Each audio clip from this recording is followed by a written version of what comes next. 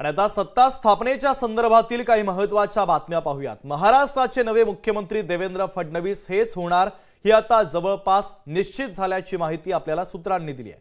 दिल्लीमध्ये कालची बैठक पार पडली आणि त्याच बैठकीमध्ये फडणवीसांच्या नावावर शिक्कामोर्तब झाल्याची माहिती सूत्रांनी दिली आहे। मुंबईतील आजच्या बैठकीनंतर औपचारिक घोषणा देखील होण्याची शक्यता आहे। सर्व प्रक्रिया पूर्ण झाल्यानंतरच या संदर्भात अधिकृत निर्णय आता जाहीर करण्याची शक्यता आहे। कदाचित आज संध्याकाळपर्यंत राज्याचा मुख्यमंत्री पदाचा चेहरा देखील घोषित केला जाईल।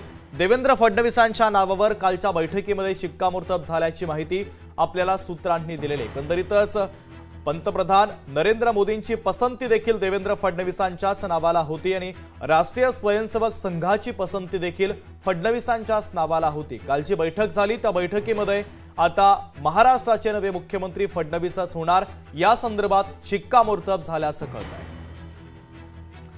मीनाक्षी म्हात्रे आपल्या प्रतिनिधी आपल्याशी थेट जोडल्या जातात, त्यांच्याकडून या बातमीच्या संदर्भातले अधिकचे अपडेट घेऊयात। मीनाक्षी, महाराष्ट्राचे नवे मुख्यमंत्री म्हणून आता फडणवीसांच्या नावावर शिक्कामोर्तब झाल्याची माहिती सूत्रांनी आपल्याला दिलेली आहे। काल दिल्लीमध्ये जी महत्त्वाची बैठक झाली त्याच बैठकीमध्ये हे सगळं ठरल्याचं समोर येतंय आणि आजच्या महाराष्ट्रातील अर्थातच मुंबईतील बैठकीनंतर संध्याकाळपर्यंत कदाचित अधिकृत घोषणा देखील फडणवीसांच्या नावाची केली जाऊ शकते। अधिकचे अपडेट नेमके काय मिळतात? नक्कीच काल जी बैठक दिल्लीमध्ये पार पडली, अमित शहा यांच्या उपस्थितीमध्ये महत्त्वाची ही बैठक पार पडली। मात्र मुख्यमंत्री पदाचा पेच जरी सुटला असलाच तरी आता आपण ऐकतोय की देवेंद्र फडणवीस यांच्याच नावाची मुख्यमंत्री पदाची घोषणा जी आहे ती दाट होण्याची शक्यता वर्तवण्यात येत आहे।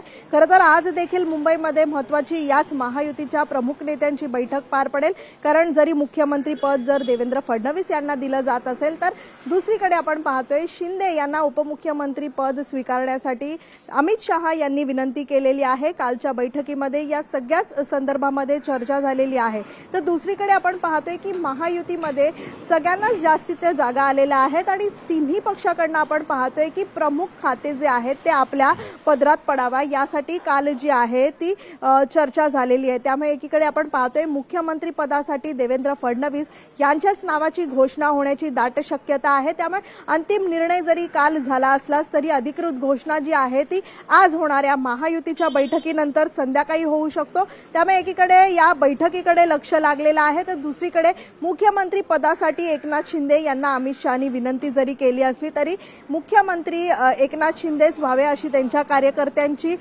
एकीकडे जी आहे ती विनंती होती आणि अशी इच्छा होती। त्यासाठी आपण पाहतोय की आज एकनाथ शिंदे हे देखील आपल्या प्रमुख नेत्यांशी चर्चा करतील आणि त्यानंतर त्यांचा अंतिम निर्णय जो आहे उपमुख्यमंत्री पदासंदर्भात स्वीकारतील की नाही याकडेच लक्ष राहील। त्यामुळे एकूणच आज होणारी महायुतीची बैठक ही देखील महत्त्वाची राहणार आहे। पण मात्र तिन्ही पक्षाकडून आपण पाहतोय की महत्त्वाची खाती जी आहेत ती आपल्याला मिळावी यासाठी आपण पाहतोय की महायुतीमध्ये सध्या याच जागा वाटपासंदर्भामध्ये रस्सीखेच पाहायला मिळतोय। त्यामुळे गृह खातं असेल किंवा नगरविकास असेल या खात्यांसाठी एकनाथ शिंदे हे आग्रही आहे आणि त्यांच्याकडून दावा केला जातोय।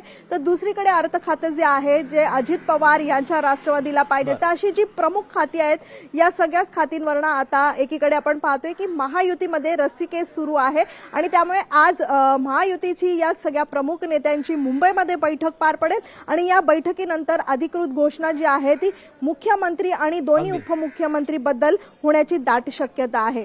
शुभम, ठीक आहे मीनाक्षी, महत्त्वाचे अपडेट एकंदरीत या सगळ्या राजकीय घडामोडींच्या संदर्भात तू पोहोचवलेले आहेत, तुर्तास धन्यवाद। लोकशाही मराठी ऐका, पहा, जागरूक रहा।